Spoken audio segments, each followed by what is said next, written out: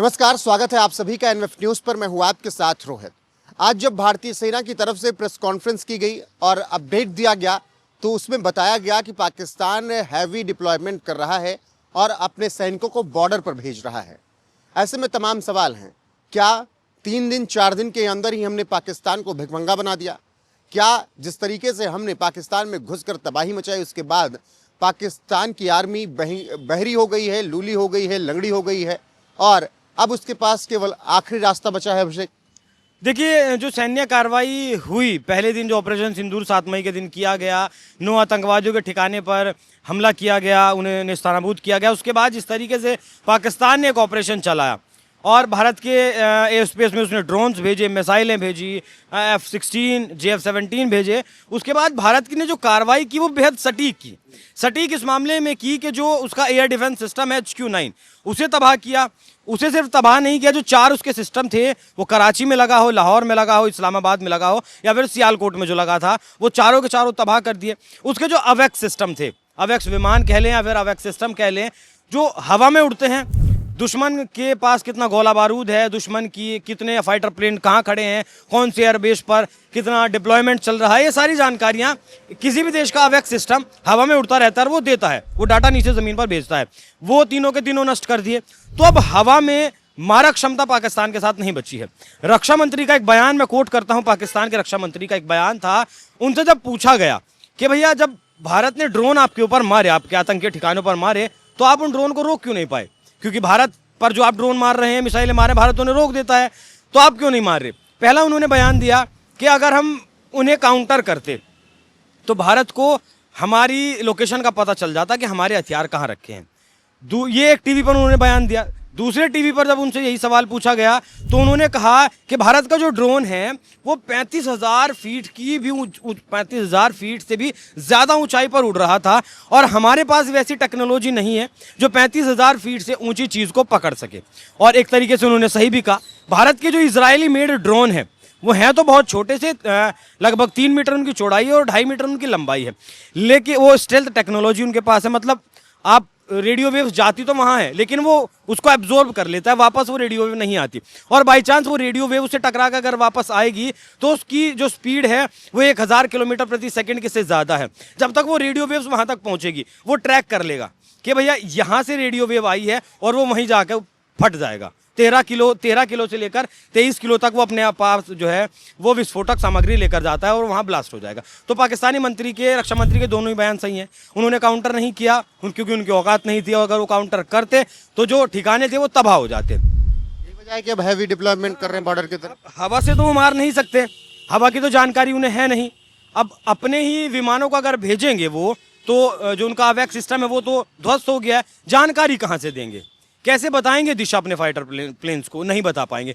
इसीलिए उन्होंने अब दबाव बढ़ाने के लिए, भारत के ऊपर दबाव बढ़ाने के लिए, मतलब या कहें कि जो है एक सांकेतिक दबाव, क्योंकि औकात तो नहीं है, दबाव बढ़ाने के लिए डिप्लॉयमेंट जो है वो अब किया गया है बॉर्डर पर ज़्यादा। कई विशेषज्ञ इस बारे में कहते हैं कि अब कोई विकल्प नहीं बचा है पाकिस्तान के पास। वो जो मैंने आपको बताया, हवा का सिस्टम खत्म हो गया है, उसके बाद पूरी स्ट्रेटेजी फेल हो गई है, क्योंकि रावलपिंडी और चकलाला जो एयरबेस था वहाँ इनका हथियारों का भंडार रखा हुआ था और वो पूरी तरीके से भारत ने ध्वस्त कर दिया है। हवा वाला जो मामला था, हवा वाले जो हथियार थे, मिसाइलें, ड्रोन, सब कुछ ध्वस्त कर दिया भारत ने। अब बाकी क्या करेंगे? अब ज़मीन से ही लड़ेंगे। तीसरी बात करें तो साख बचाने की कोशिश है कि मतलब साख है ही कहाँ जो बचाएंगे? जनता के सामने तो वोट मांगने जाएंगे ना कि भैया हमें वोट, तो हम भारत के साथ अब बचेंगे तब। हम भारत के साथ लड़े थे, हमने पूरी कोशिश की थी। साख बचाने की कोशिश है। और चौथा है भारत को उकसाने का प्रयास। हालांकि भारत उकसने वाला नहीं है। भारत उकसावे में अगर आता तो पहले दिन जो 500 ड्रोन भेजे थे तभी भारत उकसावे में आ जाता और धुआं पाकिस्तान को भारत कर सकता था।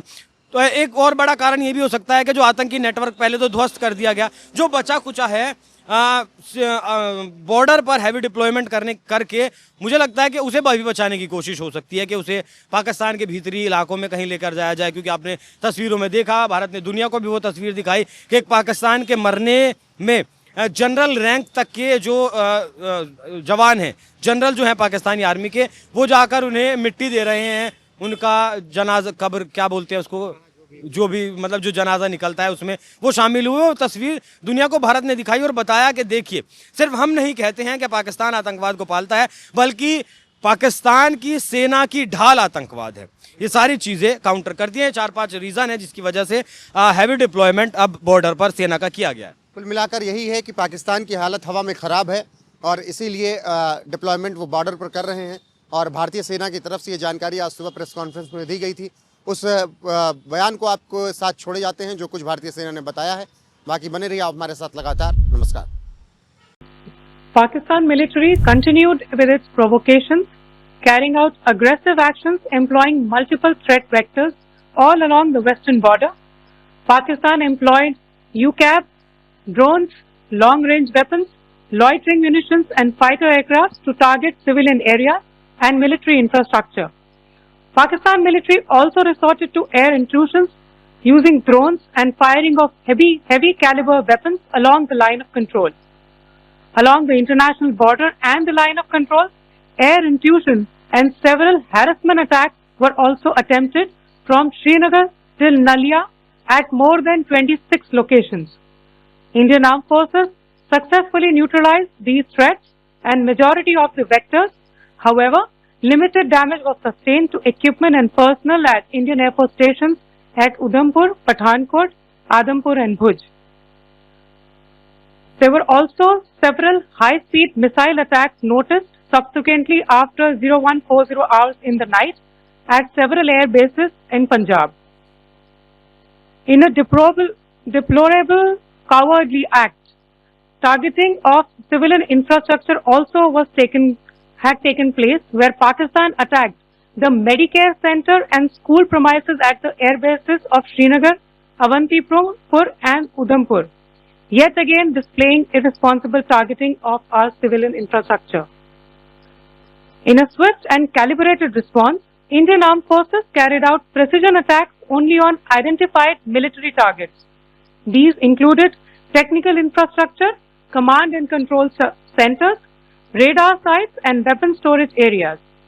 Pakistan military targets at Rafiqi, Murid, Chaklala, Rahim Yar Khan, Sukur and Chunya were engaged using air-launched precision weapons from our fighter aircraft. Radar sites at Pasroor and Sialkot Aviation Base were also targeted using precision munitions. While carrying out these responses, India ensured minimum collateral damage.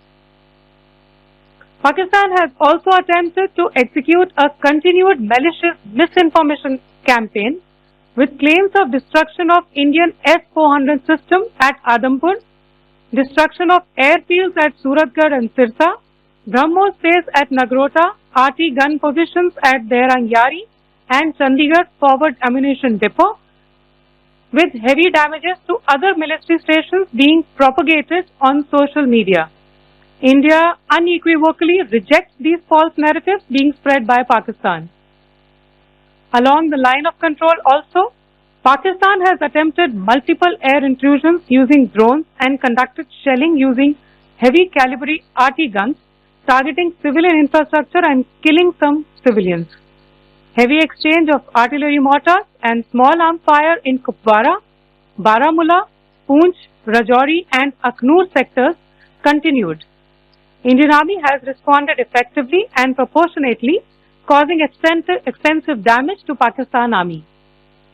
Pak military has been observed to be moving their troops into forward areas, indicating offensive intent to further escalate the situation. Indian Armed Forces remain in a high state of operational readiness.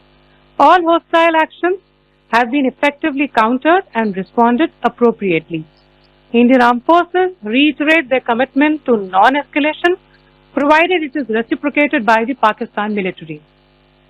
At the end, I would also like to show you a few images of Air Force bases in the Punjab sector and Rajasthan sector, where it is mighty clear that we are debunking the Pakistani claims of causing destruction at these air bases.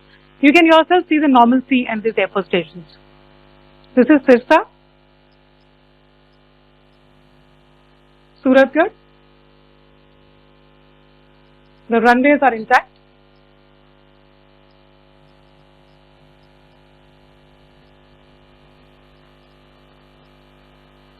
They are also time stamped. Just notice they are also time stamped. This is today.